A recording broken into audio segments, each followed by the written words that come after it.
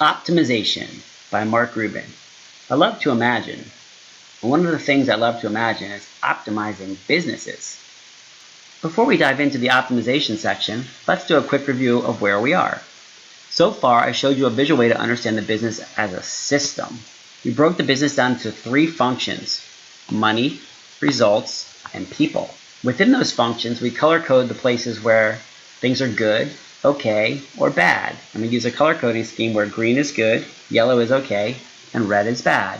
So now we can see where the business is working well and where it needs improvement. But how do you know which pieces to fix first? Well, there's an easy way to figure it out. First, we're going to start with people. As I said earlier, people are the most important part of a business. The employees connect the money to the results. And if you can improve their performance, you'll get better results and more profit. Let's review how this part works. As I discussed earlier, the main tools for changing behavior are inspiration, motivation, and manipulation. All these tools impact feelings.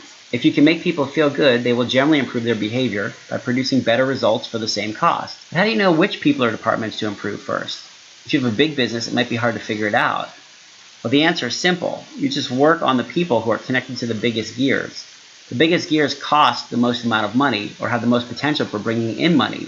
And if you work on those areas first, your return on investment is the highest. So that's a good place to start. Next, we move on to the results. Since you already started with people, some of the results will automatically improve. But what if they don't? What if everyone is doing a great job and the results stay the same or get worse?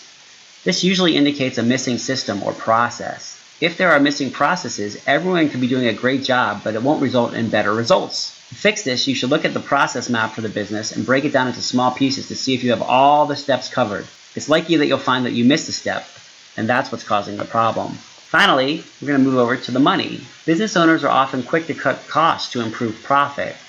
While this can be a good short-term solution, it usually doesn't address the longer-term issues that involves people or results. It's a good exercise to run through all the gears to see if there's any way you can cut costs by renegotiating rates, buying in bulk, or doing partnership deals. If you've exhausted all the possibilities and the business is still losing money, it's time to re-examine the business model to make sure it's viable.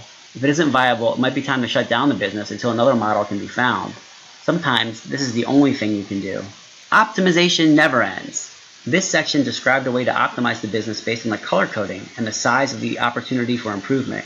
But optimization is a never-ending process. Everyone in the business needs to have a stake in the overall efficiency of the business. So the people that are performing well need to help the people that aren't performing well. And the people that are performing well need to help the people that are performing just okay. If everyone is engaged in finding opportunities to improve, you stand a much better chance of achieving better results.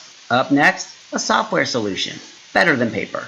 This was Optimization by Mark Rubin.